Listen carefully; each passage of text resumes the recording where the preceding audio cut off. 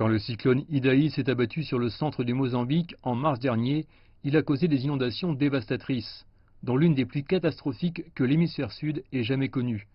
Le toit de Mutizo s'est d'abord envolé quand le vent a commencé à souffler cette nuit-là à près de 195 km/h. Dans une autre maison du même quartier, Lorinda, âgée de 62 ans, et ses deux fils adultes espéraient que la source de leur revenu survivrait. Je fais ces biscuits pour nous soutenir, pour que nous puissions manger, parce qu'aucun d'entre nous n'a de travail. Je tenais un salon de coiffure, c'est ce qui me rapportait de l'argent, mais maintenant, dans l'état où il est, il ne me sert à rien.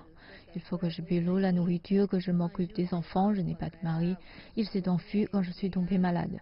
Selon les Nations Unies, le cyclone Idai a touché 1,85 million de personnes, détruisant tout derrière lui.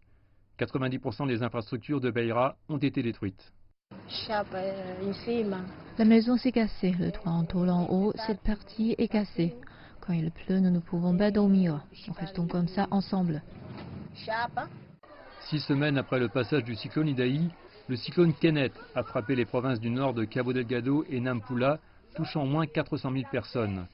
Federico Francisco est le principal d'une des écoles les plus durement frappées par la catastrophe naturelle. À cause du cyclone, nous avons un problème avec les salles de classe. La plupart des pavillons ont été dévastés par le cyclone. Nous n'avons pas de toit en tôle. C'est notre plus gros problème. Nous travaillons dans des conditions limitées. Le Programme alimentaire mondial prévoit de fournir une aide aux victimes d'un montant de 110 millions de dollars d'ici mars 2020. Le cyclone a bouleversé la qualité de vie des gens.